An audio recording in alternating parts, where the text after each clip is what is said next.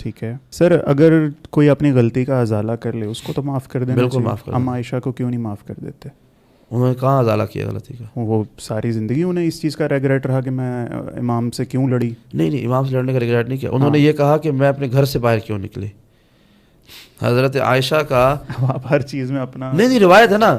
میں آپ کو بتا رہا ہوں کہ میں دوبارہ آؤں گا نا آپ کو بہت سارا ہوم ورک. ہمارے ہاں بھی کوئی یہ ان کو حق پہ نہیں مانتا، امام علی کو ہی سارے کے سارے حق پہ مانتے ہیں. بالکل ایسا ہی ہے. پھر بھی آپ لوگوں کو اس چیز پہ اعتراض نہیں. ہمیں دیکھیں عمل پہ تو اعتراض رہے گا ہمیشہ.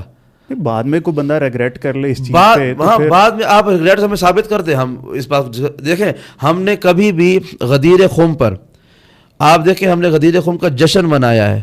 ہم نے کبھی ثقیفہ کے لیے مجلس برپا نہیں کی کہ ہمیں بہت دکھ ہو رہا ہے ثقیفہ کے برپا ہونے کا. ہم اعتراض کرتے ہیں، ہم دکھ نہیں مناتے اس کا. کبھی کوئی آپ کو مجلس سے زیادہ ثقیفے کے لیے برپا نہیں ہوگی. کبھی ہم غدیر کے رو نہیں رہے ہوں گے کہ بھائی حق تھا چھپ کے، ایسا نہیں ہوتا. چونکہ بعد میں امام علی نے اس کو سیٹل ڈاؤن کر لیا کہ میں حق بن گیا ہوں. اب جو ہے وہ اولیاء خدا ہوتا رہا ہے ایسا.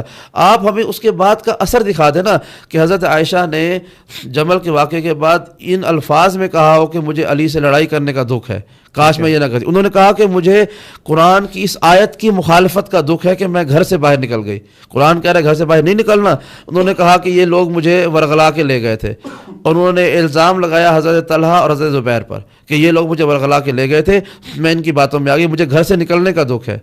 انہوں نے جمل میں امام علی سے لڑنے کی مخالفت نہیں کی. بلکہ میں آپ کو ایک اور بات کہوں، جنگ صفین جب امام علی کے خلاف ہوئی ہے امیر شام کی طرف سے جنگ صفین لڑی گئی ہے، حضرت عائشہ نے بصرہ سے لشکر بھیجا ہے حضرت معاویہ کی مدد کرنے کے لیے امام علی کی مخالفت میں. آپ تاریخ جنگ صفین پڑھیں آپ کو ملے گا کہ ایک لشکر بصرہ سے گیا تھا حضرت عائشہ کی طرف سے. جب معاویہ ابن ہند نے خط لکھا حضرت عائشہ کو کہ علی اب میری طرف آ رہے ہیں میری معاونت کریں، تو انہوں نے جواب دیا کہ میں مدینے میں کچھ نہیں کر سکتی چونکہ مدینے میں میرے اختیار میں نہیں ہے. امام علی کے حق میں آ چکا تھا. ہاں بصرے کے جنگل کے زخم خوردہ لوگ موجود ہیں، وہ آپ کی مدد کے لیے آئے گے. تو بصرے سے لشکر گیا ہے شام امام علی کی مخالفت میں لڑنے کے لیے، اور ہدایات کس کی؟ حضرت عائشہ کی تھی. تو آپ اس کو ریگریٹ کہہ رہے ہیں، ریگریٹ نہیں تھا. وہ تو آخر وقت تک شاید کوشش کرتی رہی کہ، اور حضرت عائشہ کا جملہ ملتا ہے کہ اگر آسمان ٹوٹ کے گر جائے اور مجھے خبر ملے کہ عائشہ آسمان ٹوٹ گیا ہے تو مجھے دکھ نہ ہوتا جتنا دکھ مجھے علی کی بیعت ہونے پر ہو رہا ہے. تو انہوں نے کہا کہ آپ کس کو بنانا چاہتے تھے؟ انہوں نے کہا میں عبد الرحمن ابن ابی بکر کو چاہتی تھی خلیفہ بن جائے، اپنے بھائی کے لیے چاہتی تھی کہ وہ خلیفہ بن جائے امام علی کی جگہ پر. تو کوئی ریگریٹ نہیں تھا. ان کو ریگریٹ اس بات پر تھا کہ قرآن کی آیت کی مخالفت ہو گئی، گھر سے باہر نکل کے آ گئی، اور مدینے کی عورتیں جو ہے نا ان کی عزت کرنا چھوڑ گئی تھیں. آپ جتنی بھی تاریخ اٹھا کر دیکھیں گے حضرت عائشہ سے جو دین ملتا ہے اہل سنت علماء کا، وہ سب جنگ جمل سے پہلے کا ہے.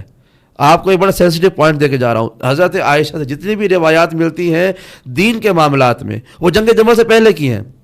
جب آپ نے جنگ جمل میں باہر نکلی تو مدینے کے عورتوں نے آپ سے ملنا جلنا چھوڑ دیا کہ آپ نے قرآن کی اتنی بڑی مخالفت کر دی. قرآن کہہ رہا ہے گھر سے باہر نکلنا، آپ باہر چلی گئی. تو ان کو اس بات کا ریگریٹ تھا کہ یہ غلط فیصلہ ہو گیا مجھ سے. وہ جو ہے حیثیت بنی ہوئی تھی مدینے میں ان کی، اس پر کویسچن مارک آ گیا. تو امام علی سے لڑائی پہ کوئی ریگریٹ نہیں تھا ان کو. ورنہ ہمیں دیکھیں ہمارا خدا کی قسم نکلنے سے کوئی دین اسلام منع تو نہیں کرتا، اور تو قرآن منع کر رہا ہے نبی کی بیویوں کو. قرآن کی واضح آیت ہے، قرآن مجید کی واضح آیت ہے کہ تم زمانہ جاہلیت کی طرح گھر سے نہ نکلا کرو. نبی کی ازواج کے بارے میں کہا گیا، نام لے کے کہا گیا کہ اے نبی اپنی بیویوں سے کہو کہ گھر سے باہر نہ نکلیں، زمانہ جاہلیت کی طرح سے نہ نکلیں.